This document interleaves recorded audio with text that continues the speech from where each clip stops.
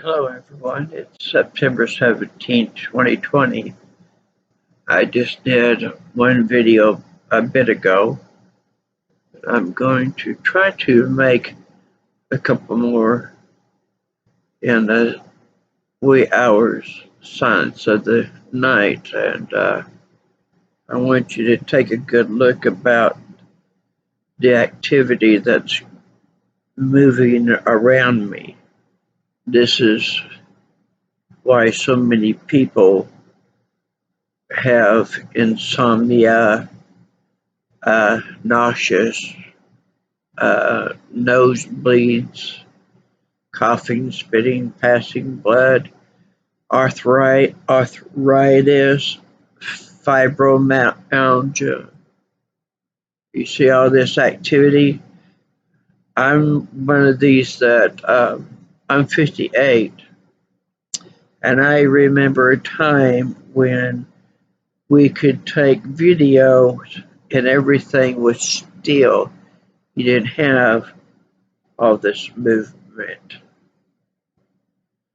The electromagnetic fields have been raised considerably, and there's some of them that are very interesting. And I'm going to talk to you all about uh, some of my experiences.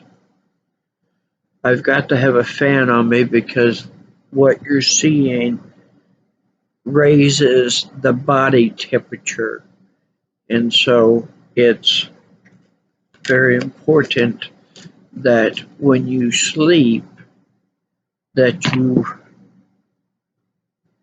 keep a fan blowing on you, blowing on your body. It's a way to keep them from basically microwaving you, and it lessens the damage it does. So I want to talk about some of my experiences, hopefully quiet enough that I don't disturb anybody else in my family here. And so let's talk about some of the things that I've gone through and some of the things that I've learned when being a woman. By the way, let me introduce myself. I'm Catherine Dawn Masters.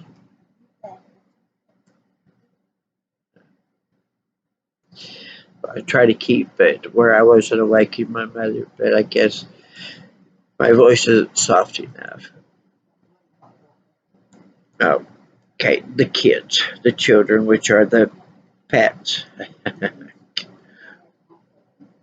So, I want to talk about.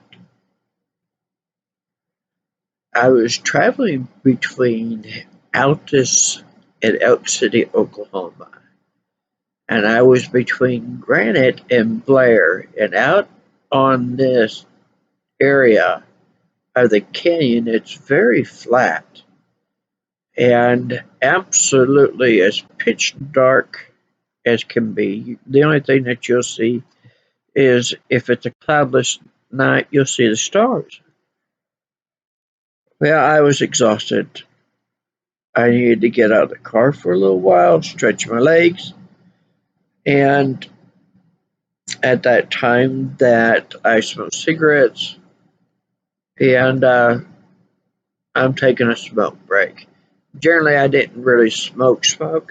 It was that while that cigarette burned down for that length of time, that um, was my time. My time. The world is just going to have to just go on, whatever is happening, until that cigarette is burnt out, and then okay, get back to it. So here I am. It's black of night, and I am standing at the front of my car, and I am very aware of the presence. And this presence wanted me out of there right then. and I got very annoyed by it. And I could feel it bringing its energy up and over. It's gonna dominate me. And no, you're not. And I told it, look, when this cigarette goes out, I'm in my car and I'm gone. And then whatever it is that you're doing out here, continue on. But for right now, I am taking a break. I am going to stretch my legs and rest my back. And when this cigarette gets done, I will leave. And that's when it pulled back from me. Very interesting. Now I'm going someplace with this because I want to talk to you about,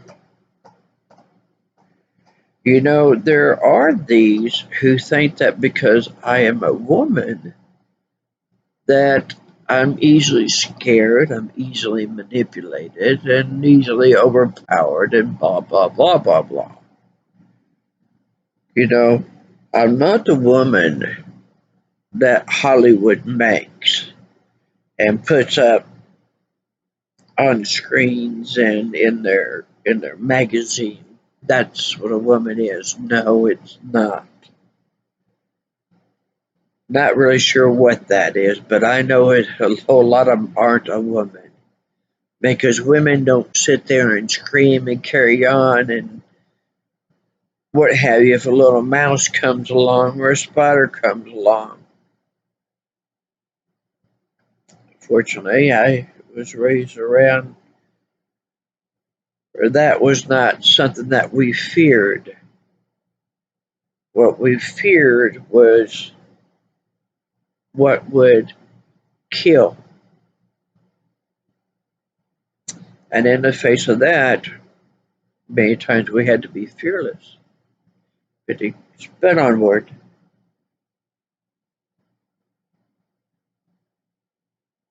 the townhouses that I lived in out on Country Club Road, there was a section where there was underground tunnels, and I could tell when heavy machinery was being moved through there. Now, this isn't such a secret. This is probably around 2006, maybe around in there. I mean, we've known about underground tunnels, for decades, and I had never come across them, but I've rented places that ended up on top of them. And I was telling friends about this, and I could tell other things. But it was like no big deal, right? A big deal. It shouldn't have been a big deal, but it seemed like to some it was a big deal. And one day, I took my mother to her hairstylist, who lives 8 miles just east of us in a little podunk outpost town. Just a few hundred people live there. Canute, Oklahoma. She had a hairstylist that used a place there, and it was an old home, not a lot of investment turned into making it a hair salon. It's out in an outpost town. You ain't gonna have, you know, the riches and chrome and gold and everything. And anyway, at this time, where the chairs were, a sitting area, there was a sitting area, had the salon, the washing station, hair washing, all that, all open. My mother, right at right at this one moment, her hair, she's in the process, her hair's being washed. And in walks this guy that looks like to be in his mid-50s, very buzz cut, balding in, on top, and enough bristle of hair to tell that, kind of gray in the hair. Blue jean bib overalls on, incredibly blue eyes. He looked like he just got off the hay tractor. When he walked through the door, there's a bell above the door. It didn't ring. And he sits down right across from me, and now we're the only two. And all of a sudden, I see this field come up around me, and these electromagnetic fields look just like gas fumes flowing through the air. And I knew that the hairstylist of my mother would not know what was going on just 10 feet from them. And my mom can tell you to this day that they were never aware that there was anybody else sitting there besides me. And so this guy's got kind of that blankety looking grin on his face, and he leans forward to me, goes, "There's tunnels underneath the brain." Well, that peeves me off. And so I leaned forward and I said, "No, tit." He snaps back. Oh, he's mad. He is mad. That was not that was not the way that I was supposed to react. I guess I was supposed to be jumping in the air and crying, screaming, carrying on. No, no, you're going to have to do better than that. And actually, they kind of did. There's a lot of things that followed that event. And I had asked my mom on the way home, I said, "Did you know that there was a guy who came in while you were getting your hair done?" She goes, "No." I said, "Did you hear the bell? And the door opened?" "No." I didn't think you did. So there were a lot of things that were starting to go on inside my townhome. I want to tell you a good story. There's one evening, now, corners, right angles in engineering construction, and those who know me know that I have worked in engineering construction, industrial, electrician, etc. Right angles automatically generate energy. This is why that you have so many paranormal activities coming through closets. Okay, so I've done stories on this. So okay, we know about that. All right. Well, one evening, I had my air mattress down the living room for specific reasons, and I was right next to the door, the entrance door. On the other side of it is a coat closet. Okay, and I was laying there, and all of a sudden I could see this. Here we go. This electromagnetic field, and this guy who I just call him Gordy, comes in and he looks around, and I've had many of these people throughout my life do this. He's the upteenth one, and he walks in and he looks around and he's about to go back through the closet when I called out to him, and I asked him. I said, when you enter into wherever dimensions you go into, I said, can you change forms? And he goes, yes, I can change into anything that I want. He says, I can go from being, as you see me now, as a man. He says, I can take a form of a tiger. He said, no matter what. And he kept looking over at the coat closet like there was a timer on it. And it was like he would, as much as that I could tell that he would like to talk with me, there was a timer on that doorway. He could not stay very long. And that's the way that they've all been. All of them. All of them. It almost seems like they can come in long enough to see, look, do whatever, and then hurry up, and they got to get out. The doorways don't stay open. And so I don't know all about that kind of stuff, but I do know absolutely they do exist. And who operates them and how they operate them on the artificial level, well, we kind of know some, but there are those of us that we don't need the technology like the Matrix to do this. But anyway, something I'm going to go into. And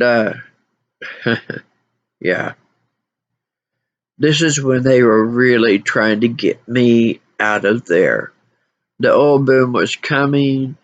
They could get a lot more money on rent for very run-down townhomes, because basically they just sucked the life out of those places, and they didn't try to keep them up. And but anyway,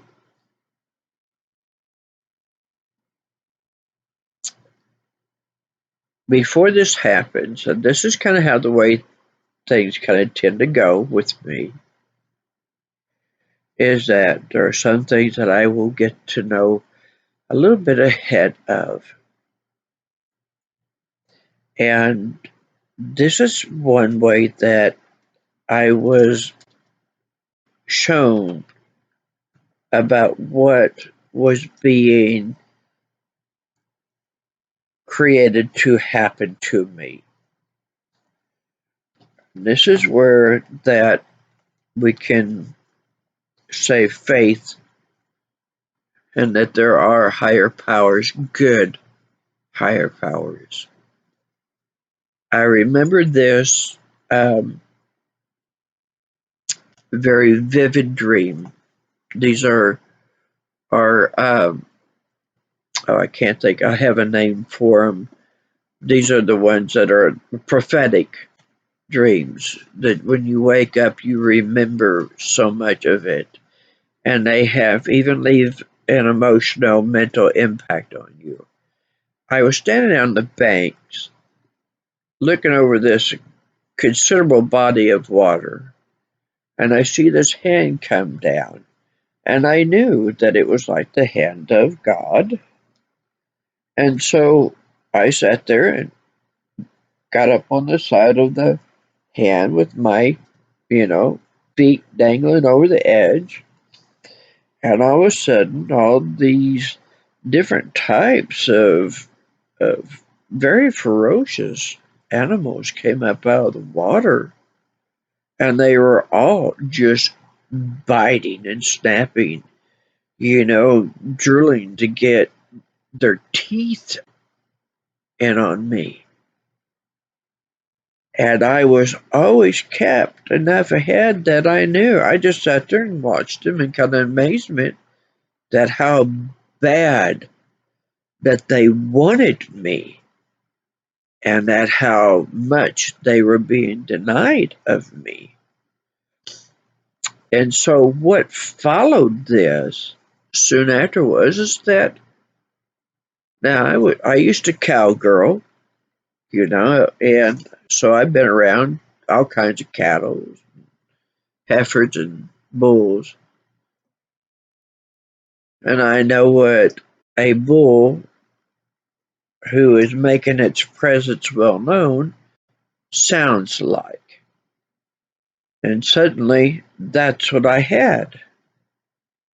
And just out of nowhere, that suddenly come up on behind me, and the nostrils flaring, and this huffing and this carrying on, and oh, I could feel how bad this thing wished to just get its claws into me and tear me apart on me.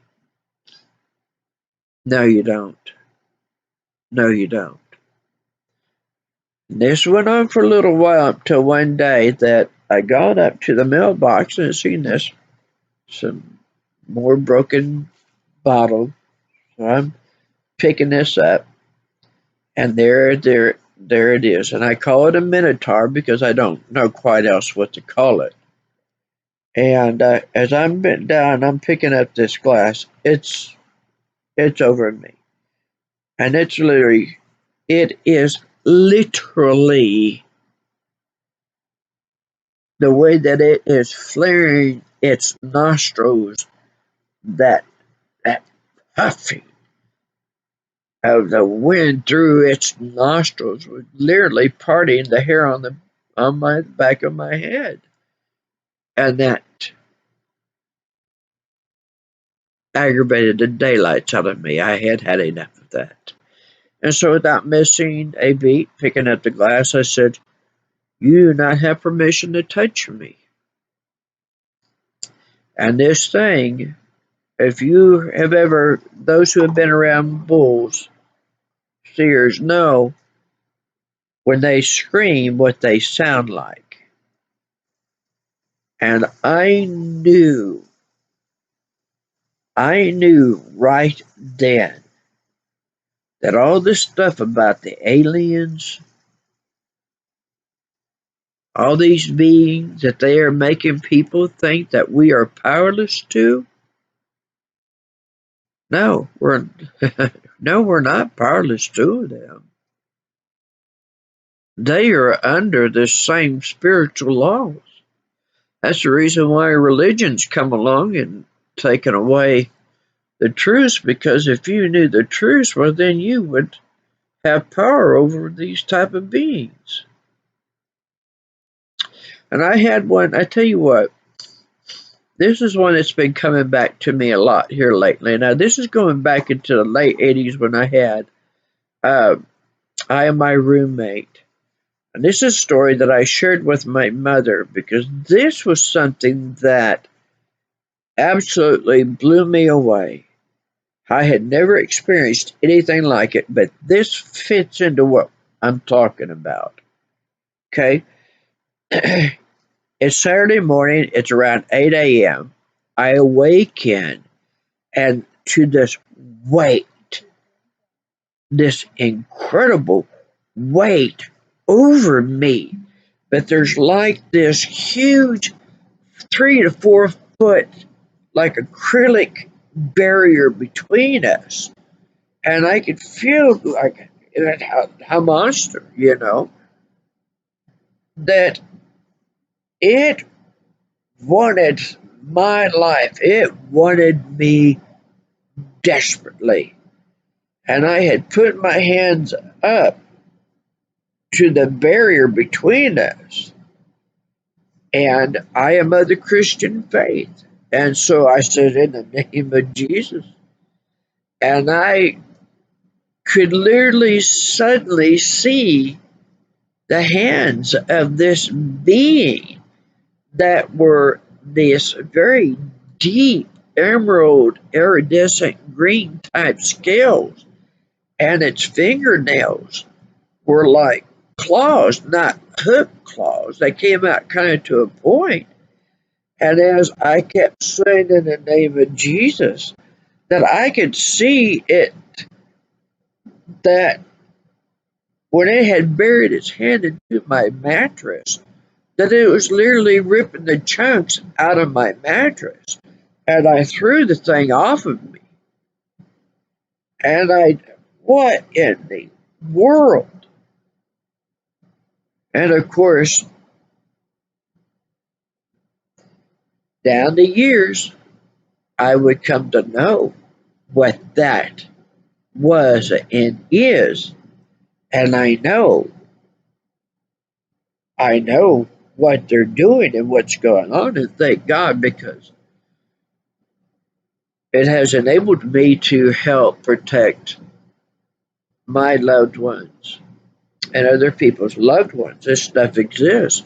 This is the spiritual warfare. This is what has been prophesied.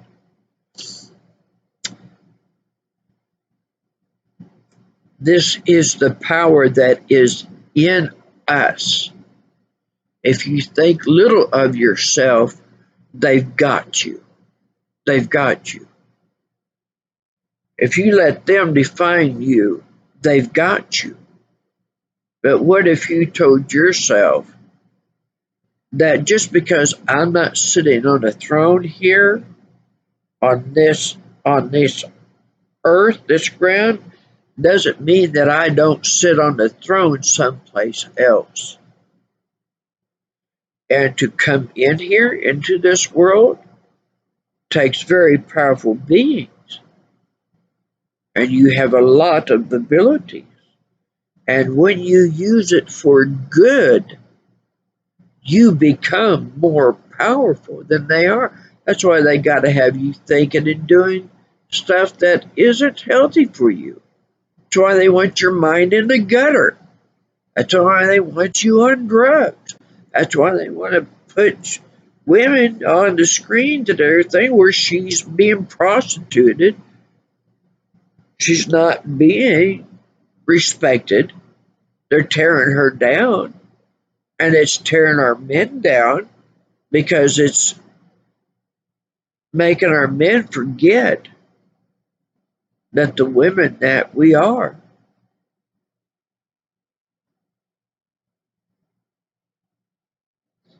Beth Chapman can tell you a lot about that. And so can I.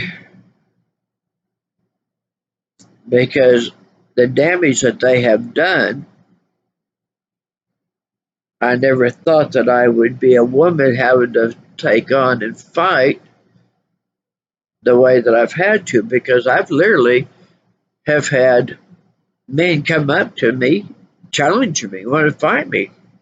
All I am doing, I'm sitting there just shooting a game of pool. Or I'm sitting there talking to a friend and his mother and his sister, and all of a sudden I got a guy coming over here, and to me, he's gonna beat me to a pulp, and blah blah blah.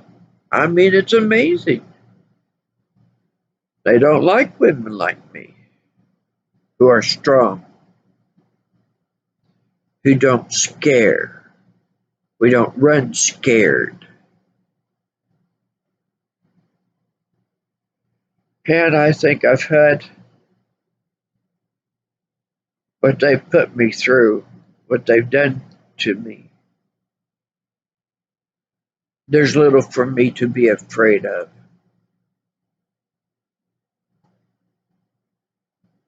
I can tell you an awful lot about what I see and what I know, and how I know things are choreographed. People who come along with their face mask on, and if I might be deciding that I got to wear one because that place is demanding it, well, I got this little lady telling me about how she thinks about people who don't wear face masks, and it's like, yeah, that's interesting. I just go into a store. I just need to get a few things in this little Dollar General store, but I got this little lady here telling me about how she thinks it just that what she thinks of people who don't wear a face mask, and it's like, sister, either, you are probably a plant, you're probably one of these, that they have control over. Because otherwise, why would you be saying something like that to me? Don't know me. I'm wearing a face mask. I got to if I'm going to buy something in the store. So why say it? Because They know I'm against it. They know that I know what's really going on because back through the early to mid 2000s that I would tell people when you would see heavy chemtrailing lines, keep your kids inside for the next couple of days and you'll find they're not the ones getting sick. And if you'll stay inside, neither will you. And you won't be getting diagnosed with the flu. But, well, it's just not what's in the chemtrails. It's electronic flu. They've got the technology to make you as sick, change your body as all they want to. The thing that I'm talking about in this video is that there is a lot of things that are going on, and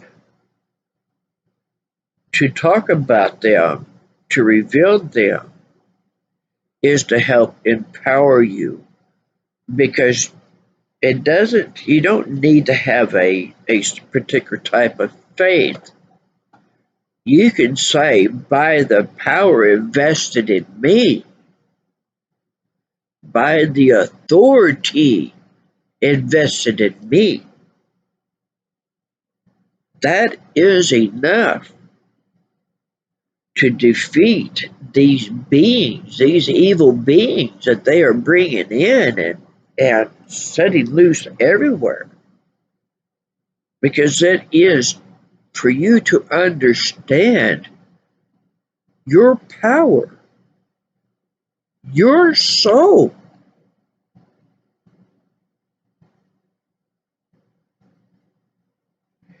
You know how you be around somebody and you just get this really good feeling about them?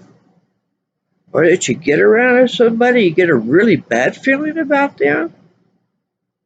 That's the soul.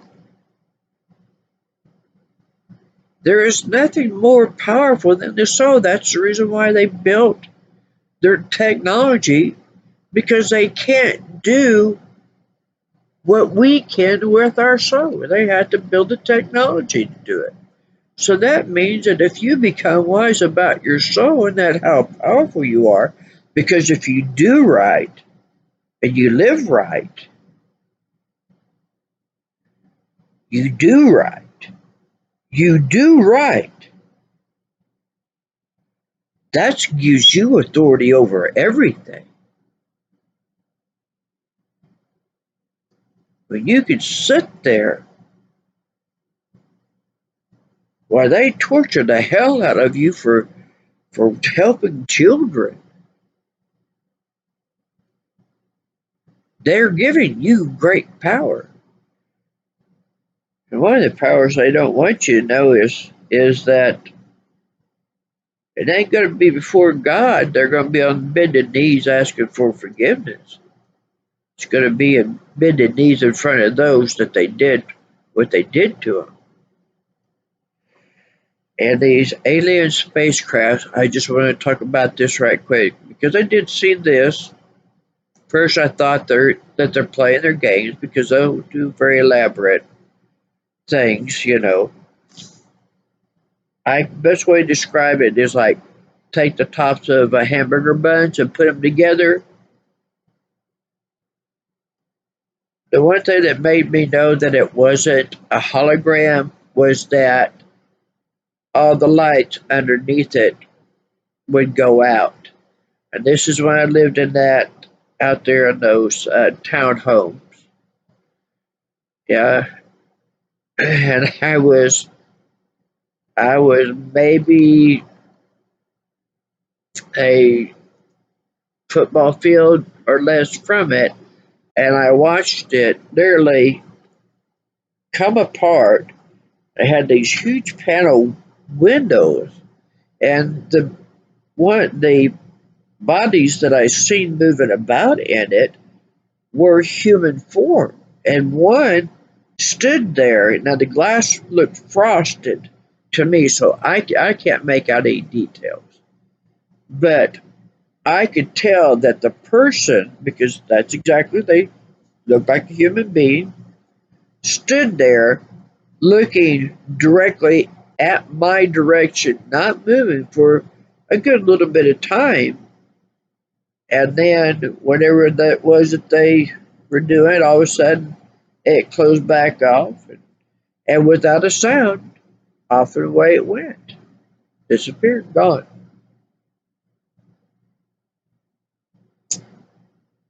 And not the only ones. That's not the only ones. There's a lot of other things that have happened, but this is all that I'm going to talk about right now and get out.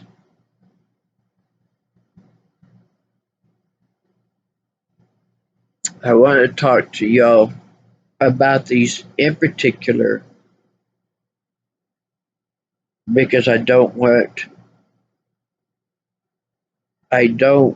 you all to feel like you have to be afraid of this because that's how they get you. Your righteous anger.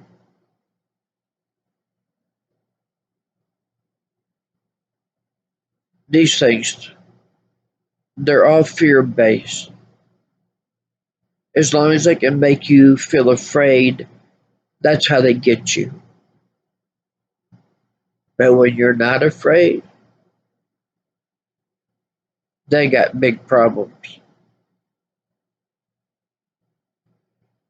But it doesn't mean that I don't have concerns about what else will they do to me or my loved ones because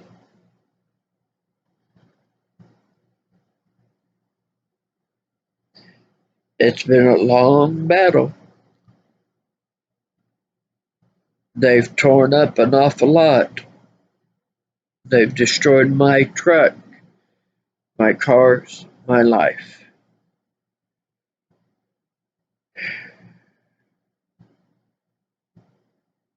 They have taken everything except for one thing, my soul.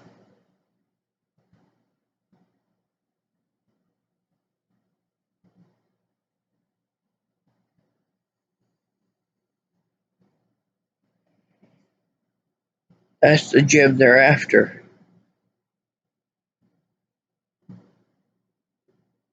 That's the gem that they're after is your soul. But you know, you can rebuke these alien beings. They have to live by the spiritual laws because spiritual laws are self policing. You violate them and it's automatically known, and it's that reverberation, that vibration is going to come right back to you.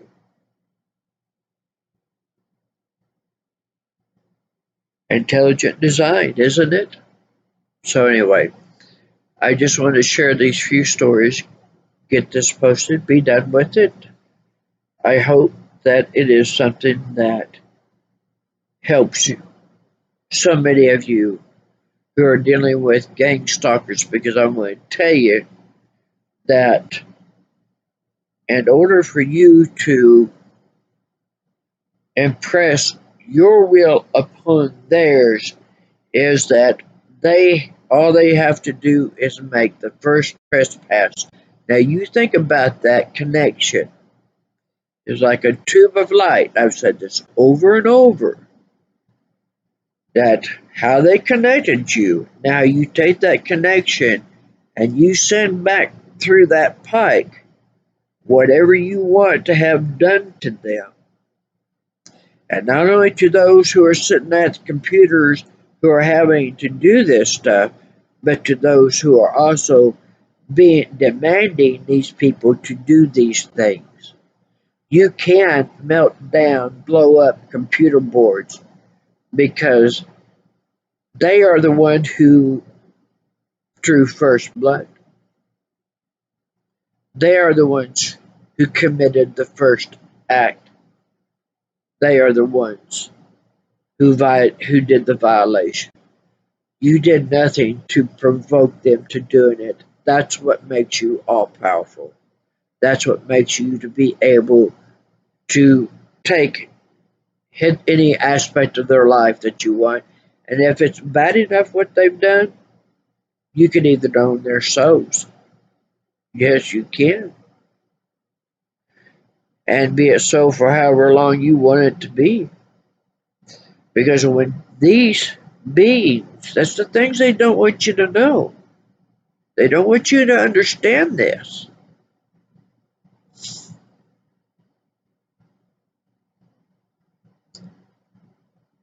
And when they violate, when they are the ones who have trespassed, and you know the spiritual laws, you got them. And it's whatever you want. And it's whatever claims you want to put on their life. That's the way it is. It's also along the lines, why is it that they hate the indigenous people? Because by their own laws, whoever whoever has been on the land the longest, rules that land. That's why they do everything they can to wipe out the indigenous people, because by their own laws, the indigenous people rule the so-called royal bloodlines. Yeah, interesting fact there. Okay, so I'm shutting it down here. I hope that you all use this information well. Don't be afraid. You don't have to be afraid. You have a way to get a hold of me. I will help. I will share with you as I'm doing with what I know. Because I tell you, I didn't make it to 58 years. I didn't make it this long by not figuring out a whole lot of things and knowing how to really fight. This is the spiritual warfare. This is it. And it is our spirit pressed upon theirs. This is how we're going to win the war against this evil. It's already ours. We just have to understand that we can become like minded and evil will fall. It will fall. And harmony and peace will be to take care, everyone. Much love to you all. I wish you all the best. Wish you all well.